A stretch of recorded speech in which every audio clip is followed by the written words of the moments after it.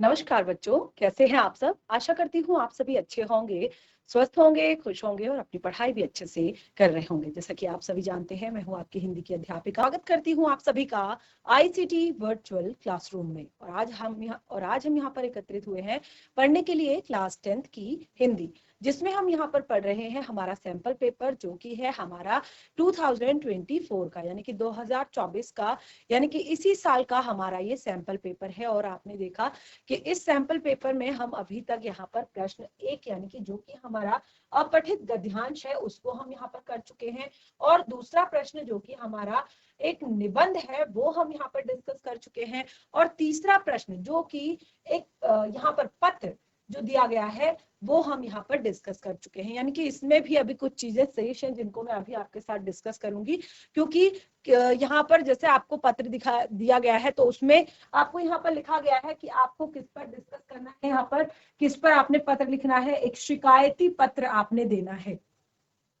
किस पर देना है? वो आपने बिजली विभाग को देना है। किसको देना है? बिजली संकट है आपके क्षेत्र में, बिजली संकट है। यानी कि एक तो आपके क्षेत्र में जो है, पहले तो बिजली नहीं आती है, जब आती भी है तो लोग क्या करते हैं, बिजली की चोरी करते हैं। और जिससे क्या होता है कि पावर जो है कई कई बार बहुत ज्यादा डाउन होता है।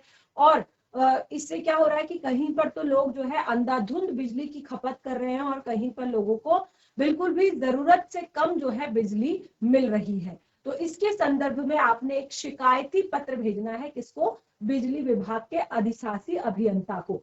ठीक है। तो उसके वजह से ये क्या हो गया आपका एक फॉर्मल, यानी कि आपका औपचारिक पत्र के अंतर्गत ये आ गया। और क्या क्या लिखते हैं औपचारिक पत्र में, ये मैंने आपको लास्ट सेशन में बिल्कुल अच्छे से क्लियर किया है कि किस तरह से आप जिसको पत्र भेजेंगे, पहले आप उसका पता लिखेंगे।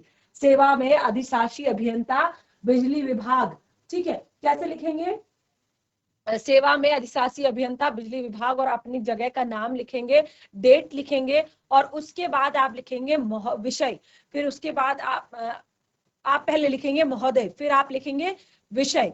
विषय में आप वहां पर क्या लिखेंगे, जो आप लिख रहे, यहाँ पर जो भी चीज आपको यहाँ पर दी गई। देखिए, पत्र जो आपका होता है ना, आपको आधी चीजें उसी में लिखी हुई होती हैं, और फिर आपको आगे को कंटिन्यू करना होता है। ठीक है। तो इस तरह से आप फिर उसके बाद जो है विषय वस्तु लिखेंगे, यानी कि महोदय। उसके बाद की सब निवेदन इस प्रकार है कि आप अपने एरिया का जो है नाम लिखेंगे कि मैं यहाँ पर रहता हूँ, और आज पत्र लिखने का ये इस जो पत्र में मैं ये बताना चाहता हूँ कि हमारे नगर में, हमारे शहर में इतने टाइम तक जो है बिजली नहीं आती है, और आती भी है तो पावर लो रहता है, क्योंकि यहाँ पर बहुत सारे लोग अलग अलग तरह से बिजली की चोरी करते हैं। बिजली एक तरह से अंधाधुंध रूप से, अत्यधिक रूप से एक तरह से उसकी खपत करते हैं, और गलत तरीके से उसका यूज करते हैं। इस तरह से आप पूरा का पूरा जो है विवरण वहां पर लिखेंगे, विषय वस्तु लिखेंगे। और जैसे मैंने आपको बताया कि यहाँ पर केवल क्या चीजें लिखनी होती है आपने, जैसे मैंने कहा, सबसे पहले पता लिखना होता है, नाम और पता। उसके बाद आपको लिखना होता है दिनांक। उसके बाद आपको लिखना होता है संबोधन। उसके बाद आपको इसमें अभिवादन नहीं लिखना होता है। ठीक है। अभिवादन क्यों नहीं लिखना है? क्योंकि ये आपका एक फॉर्मल, यानी कि औपचारिक पत्र है, और औपचारिक पत्रों में आप अभिवादन नहीं लिखते हैं। ठीक है। तो उसके बाद आप विषय वस्तु लिखेंगे। विषय वस्तु में ये सारी चीजें आप बताएंगे। उसके बाद आप कंक्लूजन करेंगे, यानी कि पत्र का एंड करेंगे कि महोदय, आपसे निवेदन है कि इस समस्या को जल्द से जल्द ठीक करवाने की कृपा करें, और बिजली चोरी करने वालों पर आवश्यक कार्रवाई करें।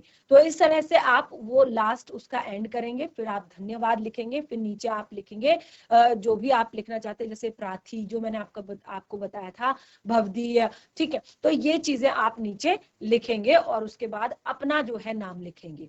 लेकिन यहाँ पर जैसे एक चीज और बताई थी कि जब आप इस तरह से क्लास में जब आप पढ़ रहे होते हैं, यानी अगर आपको वहां पर निर्देश दिया गया है कि अगर आप अपना नाम नहीं लिखेंगे, आप क ख ग लिखेंगे, तो आप अपने नाम की जगह क ख ग ही लिखेंगे। ठीक है। वहां पर नाम नहीं लिखा जाएगा।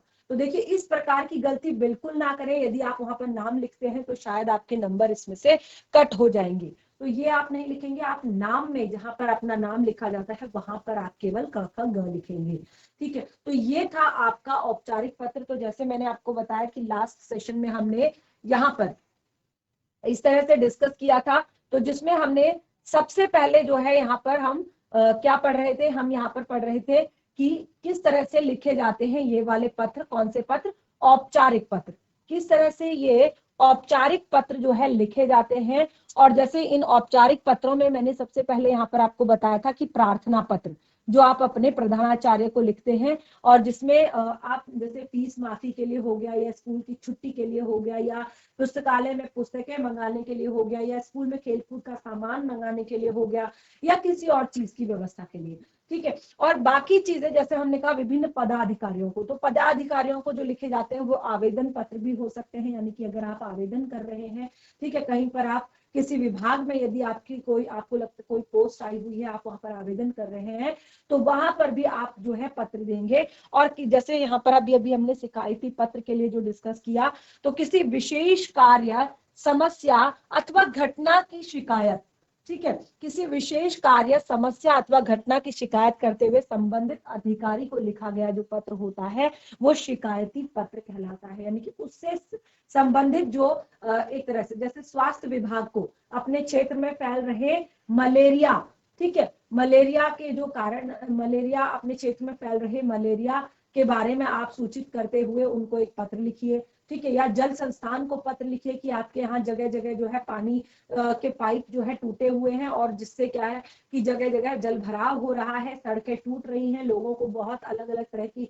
समस्याओं का सामना करना पड़ रहा है, लोगों के घर में पानी का फ्लो जो है वो कम आ रहा है। तो इस तरह की चीजें आपको इसी तरह के पत्र अलग अलग तरह से मिलेंगे। ठीक है। या आप नगर निगम को लिख सकते हैं कि किस तरह से आपके यहाँ पर कूड़े के ढेर बने हुए हैं, जिससे बहुत सारी बीमारियां जो है फैल रही है। तो ये सब क्या होते हैं? आपके शिकायती पत्र होते हैं, जो आप विभिन्न तरह के विभागों को विभिन्न एक तरह से समस्याओं के लिए, विभिन्न घटनाओं के लिए आप संबंधित अधिकारी को वो पत्र लिखते हैं। तो ये है आपका शिकायती पत्र। अब भले ही ये आपका शिकायती पत्र है, लेकिन ये भी प्रार्थना पत्र की तरह ही इसकी भाषा भी शालीन होनी चाहिए। ये नहीं कि आप उसमें अभद्र शब्दों का प्रयोग करें, भाषा यहाँ पर भी आपकी शालीन होनी चाहिए। ठीक है। उसके बाद जैसे हमने यहाँ पर बताया था कि संपादकीय पत्र, आप कई बार आता है कि संपादक को पत्र लिखिए, ये भी आपका आता है। तो संपादकीय पत्र क्या होते हैं? जैसे संपादकीय पत्र संपादक के नाम लिखे जाने वाले पत्र होते हैं। ठीक है। जो आप पत्र कहाँ लिखते हैं? संपादक के नाम लिखते हैं, उनको संपादकीय पत्र कहा जाता है। और ऐसे पत्र एक विशिष्ट शैली में लिखे जाते हैं। इस पत्र में कुछ भाग संपादक को संबोधित होता है, और जबकि मुख्य विषय वस्तु जो होती है वो जन सामान्य को लक्षित करके लिखी जाती है। ठीक है। तो यहाँ पर भी किसी तरह की कोई बात, कोई किसी घटना के बारे में आप संपादक को सूचित करते हुए, किसी भी न्यूज़पेपर के संपादक को सूचित करते हुए आप उस घटना का विवरण के सहित आप उसको लिखेंगे। तो सब इसमें कुछ शैली इसकी थोड़ा सा विशिष्ट होती है, अलग होती है। इसमें जैसे मैंने बताया कि यहाँ पर कुछ भाग में संपादक को आप संबोधित करते हैं, और जबकि जो मुख्य विषय वस्तु होती है पत्र की, उसमें आप जन सामान्य को लक्षित करते हुए आप अपनी बात को लिखते हैं। ठीक है। उसके बाद आते हैं, देखिए, कार्यालयी पत्र। अब ये कार्यालयी पत्र क्या होते हैं? जो भी सरकारी कार्यालयों में पत्र के माध्यम से कामकाज होता है, यानी कि किसी भी काम को, आपने देखा होगा कोई भी काम अगर आपको अप्रूव करवाना है तो उसके लिए आपको लेटर देना पड़ता है, पत्र लिखना पड़ता है। ठीक है। एक आपको चाहे वो बैंक से रिलेटेड हो, बैंक में अगर आपको चाहे कुछ भी करवाना है बैंक में, वहां पर सबसे पहले आपको एक लेटर लिखना पड़ेगा, एक पत्र लिखना पड़ेगा। उसके बाद आपका जो काम होगा उसके साथ आपको डॉक्यूमेंट सबमिट करने होंगे, तब आपका काम अपडेट होगा या जो भी होगा।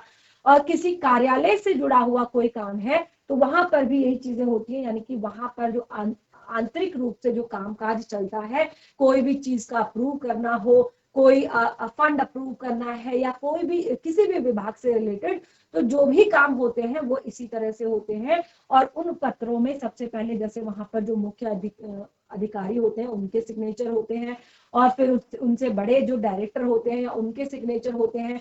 तो इस तरह से काम जो है अप्रूव होता है, चाहे आपको किसी भी तरह का काम हो। तो ये कार्यालयी पत्र कहलाते हैं, यानी कि जो कार्यालय में संपादित कार्य, पत्र के माध्यम से जो कार्य संपादित होते हैं। तो इन पत्रों की शालीनता और शिष्ट भाषा का प्रयोग, इनमें भी शालीनता और शिष्ट भाषा का प्रयोग किया जाता है।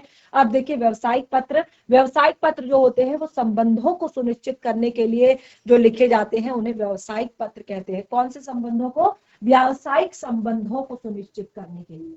ठीक है, तो ऐसे पत्रों की भाषा स्पष्ट और आकर्षक होनी चाहिए जिससे बातें पूर्णतः स्पष्टता के साथ प्रेषित हो सके। व्यावसायिक पत्रों का सामान, जैसे सामान मंगवाने, उसकी जानकारी देने, उसकी शिकायतें और बाकी शिकायतों से के निवारण जैसे होने चाहिए। यानी कि किसी भी व्यवसाय से रिलेटेड जो चीजें हैं, आप सामान मंगवाना चाहते हैं, आपको उस सामान में क्या डिफेक्ट आपका आया है या सामान से रिलेटेड जानकारी जो है, वो सारी चीजें क्या आती हैं? व्यावसायिक पत्रों में आती है।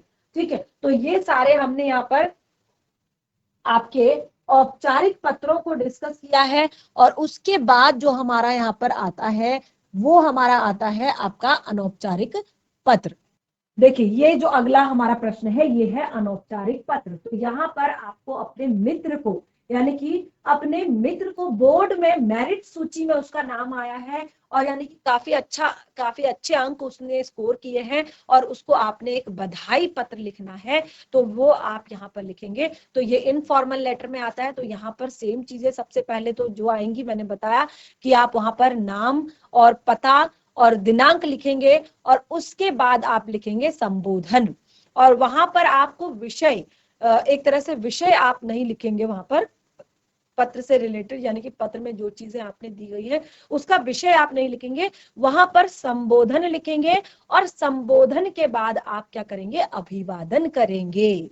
जो आपके इनफॉर्मल यानी कि अनौपचारिक पत्र होते हैं उसमें संबोधन के बाद आप क्या करते हैं? अभिवादन करते हैं। जैसे प्रिय मित्र, ठीक है, प्रिय मित्र क्या है? आपका संबोधन है। जैसे आप औपचारिक पत्रों में आप क्या लिखते हैं? महोदय। ठीक है, तो इसी तरह से जो आपका एक तरह से इनफॉर्मल यानी कि अनौपचारिक पत्र होते हैं उसमें यदि आप अपने मित्र को लिख रहे हैं तो आप लिखेंगे प्रिय मित्र। यदि आप अपने पिताजी को लिख रहे हैं तो आप लिखेंगे पूज्य पिताजी। यदि आप अपने बड़े भाई को लिख रहे हैं तो आप लिखेंगे पूज्य बड़े भाई साहब। या आप अपने नाना जी को लिख रहे हैं तो आप लिखेंगे पूजनीय नाना जी। ठीक है, तो इस तरह से आप उसमें क्या करेंगे? संबोधन करेंगे। संबोधन करेंगे पहले, उसके बाद आप लिखेंगे अभिवादन। यदि आप, जैसे मैंने क्या बताया था कि यदि आप मित्र को लिख रहे हैं प्रिय मित्र, नमस्ते या नमस्कार।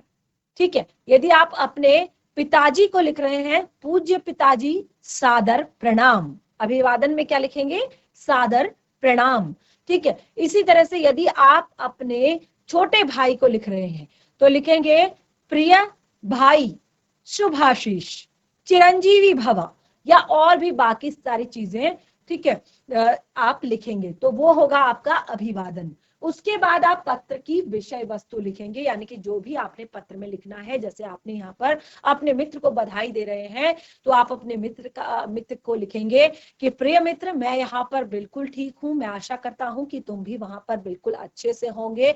और मुझे यह जानकर बहुत ज्यादा प्रसन्नता हुई कि तुमने बोर्ड परीक्षाओं की मेरिट सूची में अपना नाम बनवाया है। तुम पहले से ही काफी ज्यादा मेहनती थे और अब इस बार तुमने ये मेरिट सूची में नाम लाकर इस बात को साबित कर दिया है कि तुमने बहुत अच्छे से पढ़ाई की, बहुत अच्छे से मेहनत की। और तुम्हारी इस सफलता से जो हम परिवार है वो बहुत ज्यादा खुश है और तुम्हारे माता पिता बहुत ज्यादा खुश होंगे। और तुमने उनको एक तरह से उनको गौरवान्वित किया है या गर्व करने के लिए एक तरह से खुश उनको किया है। तो इस तरह से सारी चीजें लिखेंगे। फिर लिखेंगे कि मैं आशा करता हूं कि जीवन में तुम इसी तरह से आगे बढ़ते रहो और एक तरह से अपना नाम, अपने परिवार का नाम इस तरह से रोशन करते रहो। और मुझे बहुत ज्यादा खुशी है कि तुम मेरे मित्र हो। और इस तरह से सारी चीजें लिखोगे। फिर उसके बाद अपने बारे में यहाँ पर लिखोगे कि ये सब चीजें, बाकी बातें जो भी होती हैं थोड़ा बहुत, उसके बाद आप पत्र को कंक्लूज यानी कि आप पत्र को उसको वहीं पर समाप्त कर दोगे। आप तुम्हारा मित्र लिखकर आप अपना नाम और ये सब लिखकर पत्र का एंड करोगे। ठीक है, तो ये है आपका अनौपचारिक पत्र, यानी कि ये आपका औपचारिक पत्र, ये आपका अनौपचारिक पत्र, दोनों ही आपके ऑप्शन में है। तो जो भी आपको अच्छे से आता है उनमें से केवल एक को आपने यहाँ पर लिखना है, ठीक है, क्योंकि ये अथवा में दिया गया है, ठीक है। तो 10th क्लास का जो आपका अभी तक आपको क्लियर हुआ है कि यहाँ पर आपके दोनों ही पत्र आते हैं, यानी कि औपचारिक और अनौपचारिक दोनों तरह के पत्र आते हैं।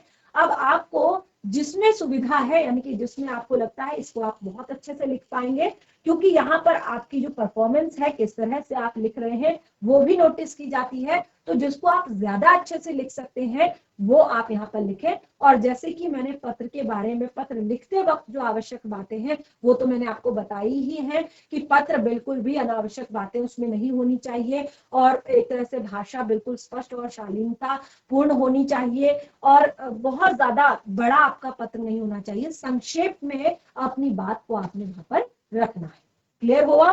तो प्रश्न 3 हमारा यहाँ पर बहुत अच्छे से क्लियर हो चुका है, और मैं आशा करती हूँ कि अब आपको यहाँ पर पत्र लिखने में भी ज्यादा कोई दिक्कत नहीं आएगी। और जिस तरह से मैंने आपको बताया कि टॉपिक बहुत ही कॉमन होते हैं, ज्यादातर आपके शिकायती पत्र ही ज्यादातर आते हैं, या संपादक को लिखे जाने वाले पत्र आपके आते हैं, तो बहुत ज्यादा टफ नहीं है, और टॉपिक्स भी आपके बहुत ही ईजी आते हैं। जैसे यहाँ पर आपने बिजली विभाग को लिखना है तो वहां पे आपको नगर निगम को लिखने आएगा, या जल संस्थान को लिखने आएगा, या और भी स्वास्थ्य विभाग को लिखने आएगा, ठीक है। तो इस तरह के बहुत ही ज्यादा कॉमन से टॉपिक आपके यहाँ पे आते हैं।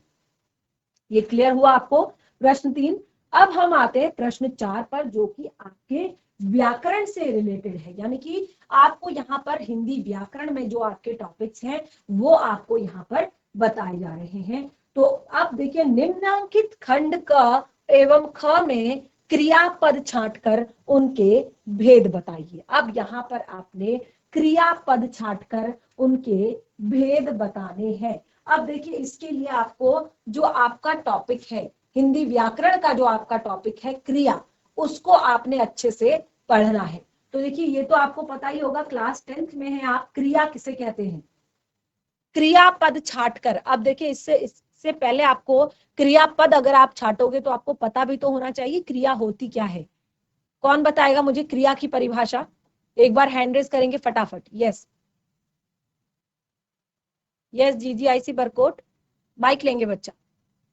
Good morning ma'am. Very good morning बच्चे।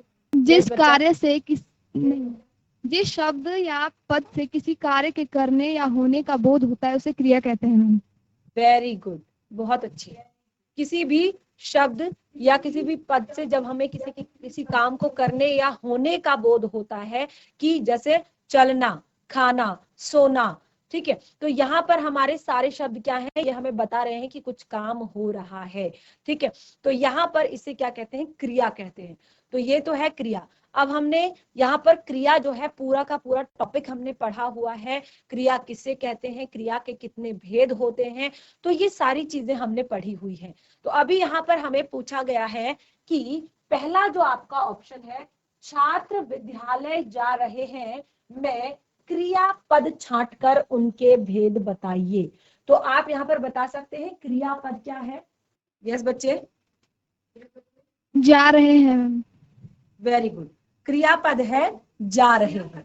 इसका भेद बता सकते हैं आप, क्या होगा? सकर्मक है मैम, सकर्मक। वेरी गुड, वेरी गुड, बहुत अच्छे।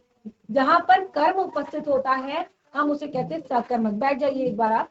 तो क्रिया के जो हमने भेद यहाँ पर पढ़े थे, अलग अलग तरह से हमने भेद यहाँ पर पढ़े थे। तो अर्थ के आधार पर जो हमने भेद पढ़े थे उसमें हमने 2 भेद पढ़े थे, सकर्मक और अकर्मक, ठीक है। सकर्मक क्रिया क्या होती है? सकर्मक क्रिया यानी कि जहां पर कर्म उपस्थित होता है उसे सकर्मक कहते हैं। अकर्मक क्रिया यहाँ पर जहां पर कर्म उपस्थित नहीं होता है उसे अकर्मक कहते हैं। और इसकी पहचान भी मैंने आपको बताई थी कि कैसे हम पहचान करेंगे कि ये सकर्मक क्रिया है या ये अकर्मक क्रिया है। यानी कि यदि हम जब प्रश्न करेंगे, ठीक है, जहां पर हम प्रश्न करेंगे तो अगर हमें उत्तर प्राप्त हो जाता है तो वो आपकी सकर्मक क्रिया है, और जहां पर उत्तर प्राप्त नहीं होता है वो आपकी अकर्मक क्रिया है।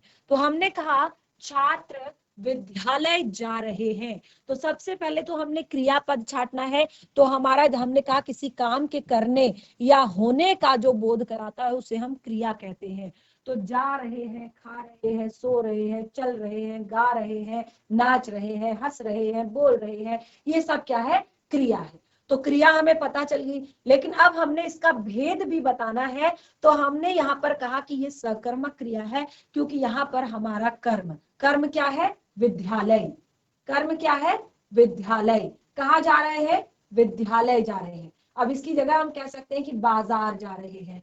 ठीक है, तो ये हमारा जो कर्म है वो विद्यालय है।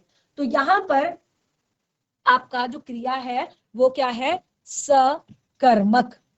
ठीक है, अब दूसरा है हमारा लता रो रही है। चलिए कौन बताएगा अगला फटाफट, क्योंकि ये बहुत ज्यादा इजी है। यस यस बच्चे माइक लेंगे, बोलिए बच्चा। Good morning ma'am. Very good morning, very good morning बच्चे। मैम रो रही है। गुड। क्रिया मैम रो लता, रही है।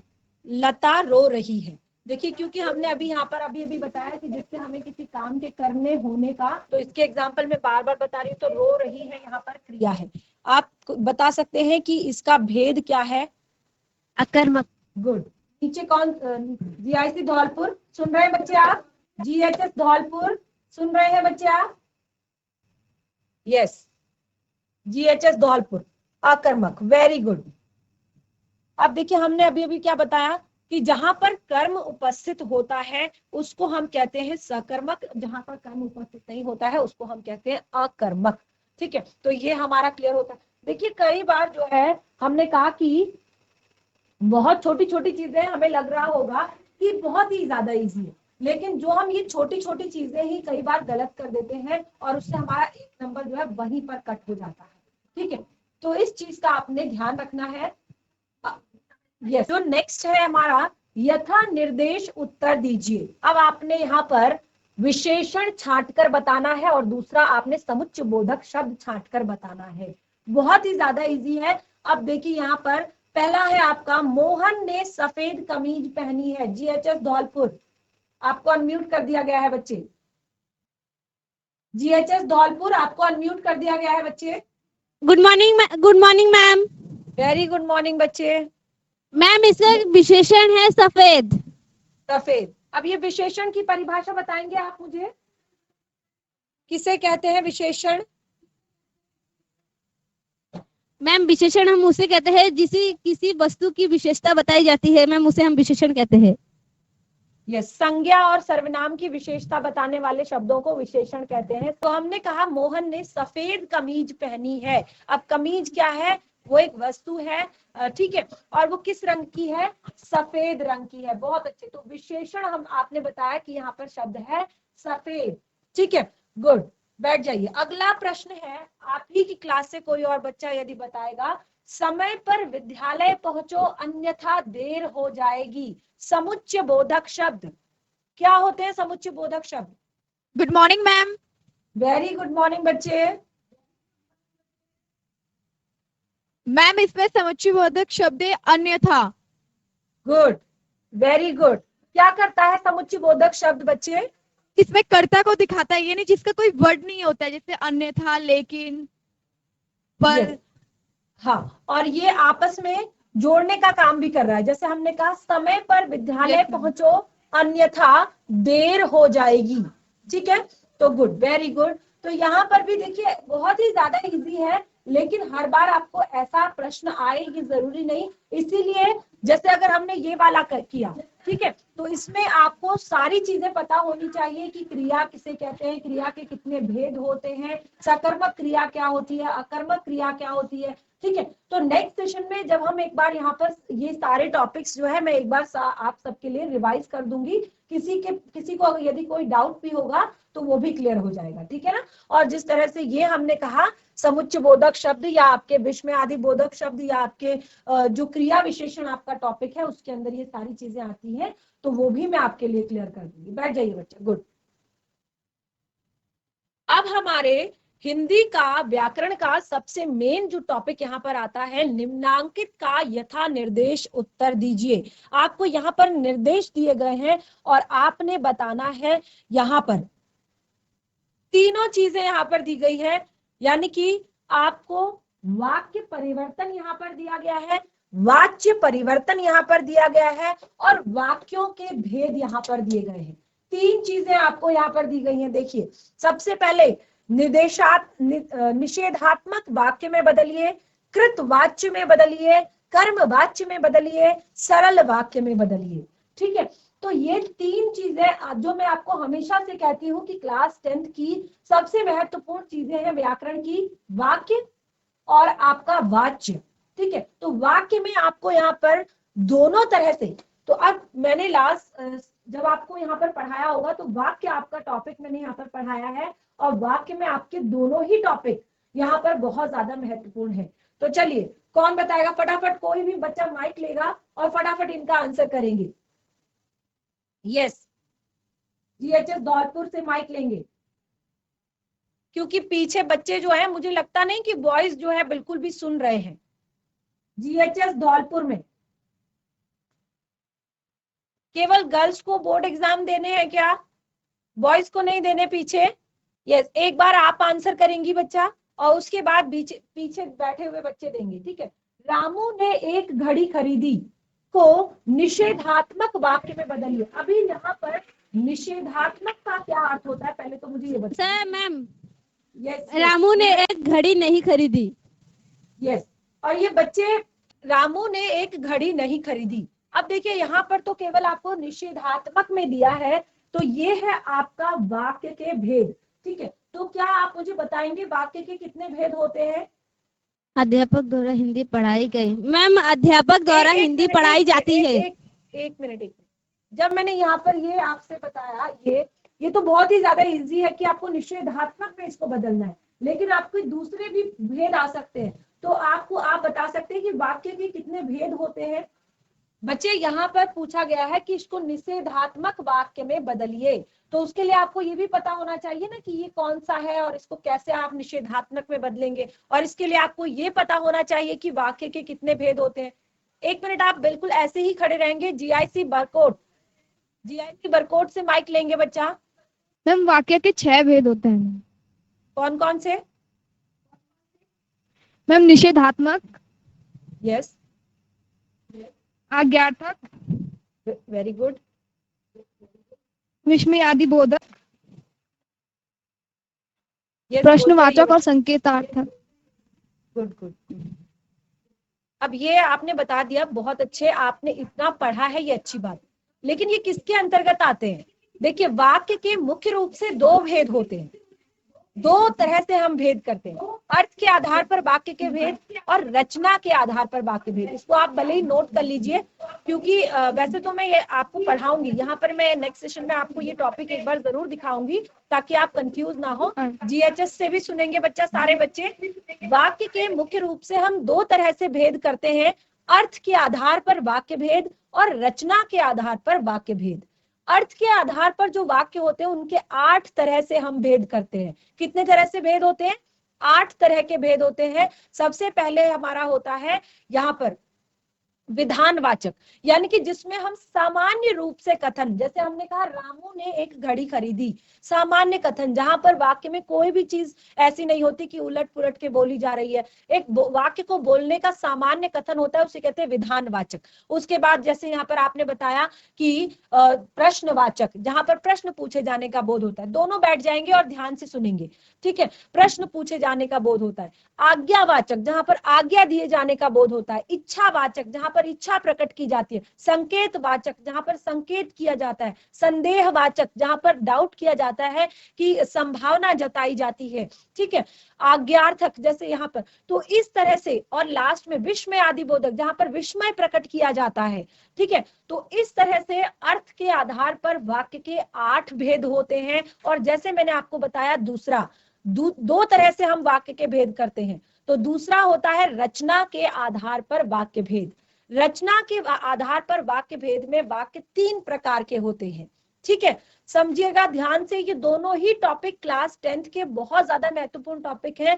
रचना के आधार पर वाक्य भेद। रचना के आधार पर वाक्यों के 3 भेद होते हैं, सरल वाक्य, संयुक्त वाक्य, मिश्र वाक्य।